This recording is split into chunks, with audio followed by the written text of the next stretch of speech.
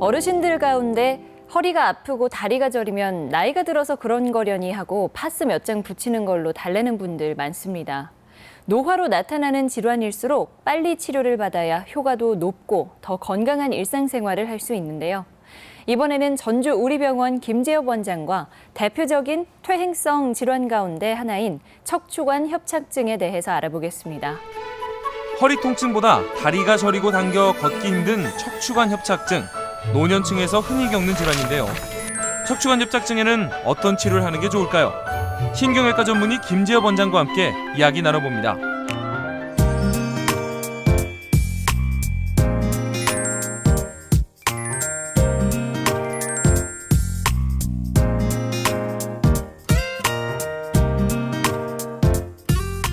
안녕하세요. 예, 안녕하세요. 네. 퇴행성 질환이라고 하면은 증상의 정도에 따라서 치료 방법이 달라지나요? 일단 디스크와 마찬가지로 척추관 협착증에서도 가장 기본적인 보존 치료를 먼저 하고요. 네. 그런 게 잘 되지 않은 때 수술적 치료를 할 수가 있습니다. 물론 이제 보존적 치료에는 물리치료라든지 병원 가면 약물 치료하시잖아요. 네네. 그걸 제일 먼저 시도를 해서 증상을 완화시키는 치료인데요. 제일 먼저 그거보다 중요한 거는 일을 안 하는 거겠죠. 침상 안정이라고 합니다. 보통은 3, 4일이면 족하다고 생각을 하고요. 침상 안정이 1, 2주 이상은 되지 않기를 권하고 있습니다. 그러면 이미 그 단계를 넘어선 경우에는 어떤 치료를 받나요? 그 다음 방법에는 이제 병원에 가시면 약물 치료를 할 수가 있겠죠. 네. 우리 이제 디스크뿐만 아니라 협착증에서도 국소적인 염증 반응이 많이 있거든요. 그래서 비스테로이드성 진통제를 복용을 하면서 염증 반응을 줄여주는 치료를 하고요. 그 밖에 물리치료로 가시면 핫백 같은 온열 치료를 할 수가 있죠. 그리고 요즘에는 이제 견인 치료 같은 거를 해볼 수도 있습니다. 그래서 견인 치료는 만성 요통의 경우에는 급성 요통의 경우보다 좀 떨어진 것 같기는 합니다. 요즘에는 또 허리 통증이 있거나 하신 분들이 거꾸리라는 걸 많이 이용하잖아요. 그 왜 거꾸로 이제 머리가 바닥으로 향하게끔 하는 거죠. 그것도 효과가 있나요? 일단 이론적으로는 우리 견인 치료라고 하는 게 있거든요. 네. 조금 전에 말씀드렸듯이 견인 치료는 이제 밑에서 허리를 이렇게 당겨보는 치료거든요. 그러면 이제 그쪽 척추관이 늘어나서 하는데 대부분의 경우에 그 협착증에서보다는 디스크에 더 효과가 있는 것 같기는 합니다. 그러나 이제 임상에서 실제로 그 진료실에서 보면 나 그거 하고 좋아졌다고 하시는 분들이 꽤 있어요. 네네. 그래서 하지만 문제점은 뭐냐면 우리 병원에서 이제 견인 치료는 그 힘을 조절할 수가 있거든요. 이거는 중력으로 하는 거기 때문에 임의 조절이 잘 안 됩니다. 그렇죠. 이제 그런 경우가 있기 때문에 처음에 할 때는 너무 장기간 그리고 과도하게 하지 말고 천천히 하셔야 되고요. 물론 이제 그 임상에서 보시는 그런 견인 치료나 이런 효과가 뭐 과학적으로 완전히 그 효과가 입증이 된 것은 아직 아닙니다. 이제 이런 치료 말고도 텐스라는 전기 자극 치료 있죠. 저주파 뭐 치료기라고 해서 요즘에는 또 형편이 되시는 분들은 아예 그런 걸 사다가 이렇게 직접 하시는 분들도 있고요. 그다음에 이제 가끔 마사지나 교정 치료, 뭐 척추 교정 치료라고 해서 그런 걸 이용하시는 분들도 꽤 있습니다. 조금 전에 말씀하신 척추 교정 치료라는 것도 물론 도움이 되긴 하겠죠?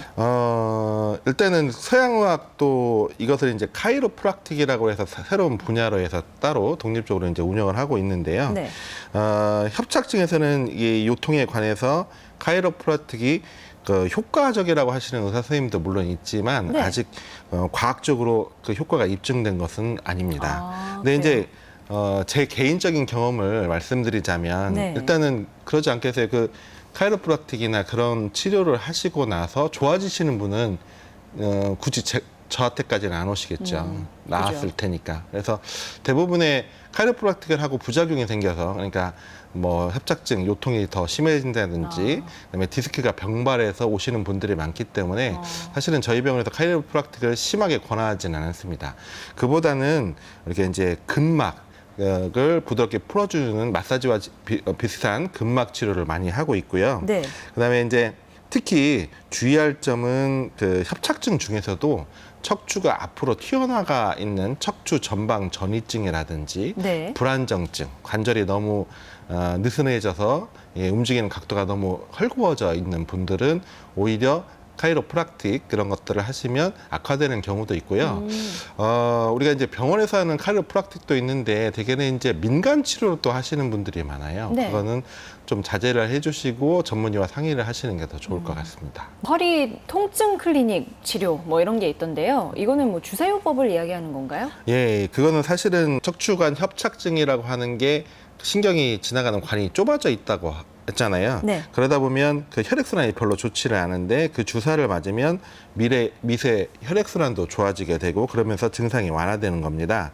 그리고 또 신경이 오랫동안 눌려 있으면 그 주위에 그 염증 반응을 동반이 되고 또 유착 같은 반응이 있거든요. 네. 근데 이제 그런 것들을 주사를 맞음으로써 염증 반응도 줄어들고 유착을 또 풀리는 약을 또 같이 섞어서 주사를 주기도 합니다. 그러면서 증상이 완화시키는 겁니다. 그래서 이런 경우에 이제 그 주사를 맞는다고 해서 척추관 협착증이 쫙 넓어지는 건 아니지만 이런 치료와 더불어서 운동을 같이 병행하신다고 하면 네. 이제 혈액순환도 좋아지고 염증도 가라앉기 때문에 우리가 증상의 호전을 기대할 수도 있습니다. 네.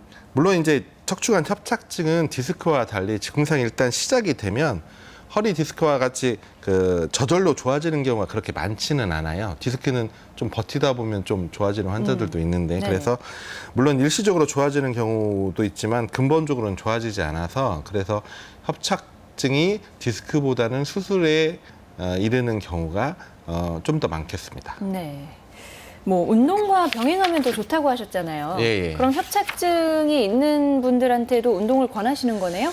예, 물론 이제 협착증만 좋고 또 어떤 것은 디스크만 좋다고 딱 구별되는 운동법은 사실 없습니다. 네. 그래서 다만 이제 말기가 되기 전까지는 꾸준한 걷기 운동하고 허리 근력 강화를 하면 증상이 실제로 많이 심했다가 완화되시는 분들도 많이 있고요. 네. 적어도 더 병이 진행하는 것을 예방을 하면서 수술을 조금 더 뒤로 미룰 수 있는 효과가 있을 것 같습니다. 네네. 근데 협착증은 다리 저림 증상이 심한 분들도 있던데 그런 경우에도 뭐 운동을 꾸준히 하다 보면 이런 증상이 나아지나요? 일단은 이제 이렇게 말씀하세요. 이제 아니 나 다리가 저려서 잘 못 걸어서 병원에 네. 왔는데 걷는 운동을 하라고 하면 나를 어떻게 하라고 말씀을 네네. 하는데 이런 경우에 이제 조금 전에 말씀드리는 허리에 주사를 맞는다든지 아니면 이제 약물을 같이 복용을 하면 통증이 좀 나아지거든요. 그런 상태에서 조금씩 이렇게 그 정도를 높여 가시면 서서히 처음에 10분밖에 못 걸었던 게 20분 되고 30분 되면서 이렇게 풀어지는 경우가 있습니다. 물론 말기가 되면 그런 운동을 해도 전혀 개선이 되지 않지만 그러나 초기나 중기 같은 환자 같은 경우에는 그런 치료로 더불어서 증상이 많이 완화가 되고 운동을 꾸준히 할 수 있는 여건이 되는 경우가 많이 있습니다. 그럼 이미 말기에 이르는 환자면 뭐 수술하는 방법밖에 없는 건가요?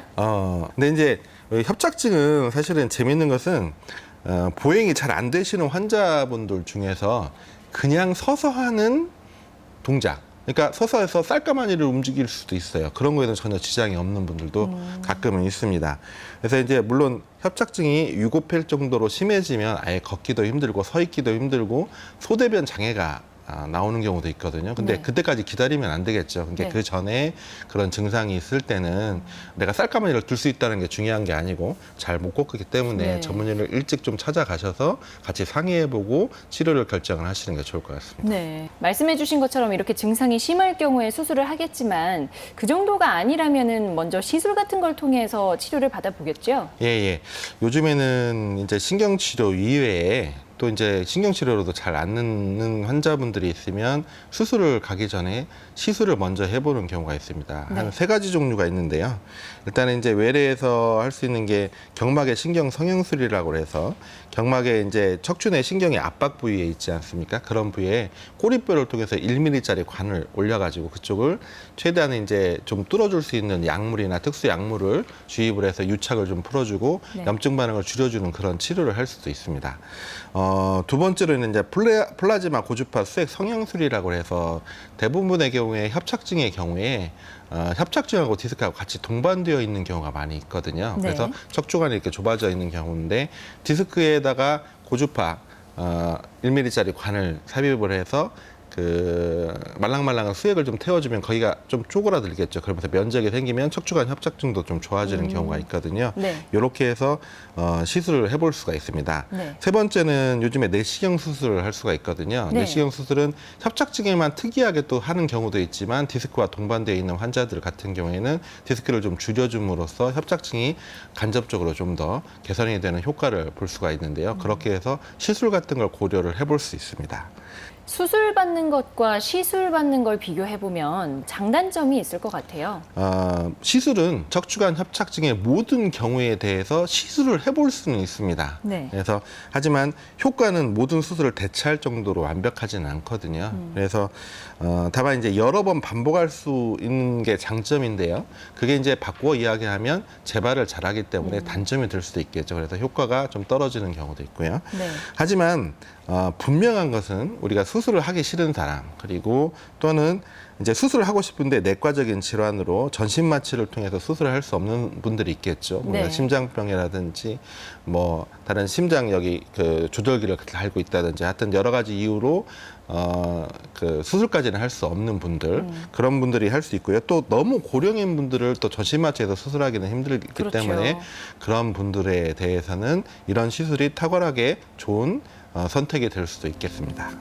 네, 신경외과 전문의 김재엽 원장과 함께 퇴행성 질환 가운데 하나인 척추관 협착증에 대해 알아봤습니다.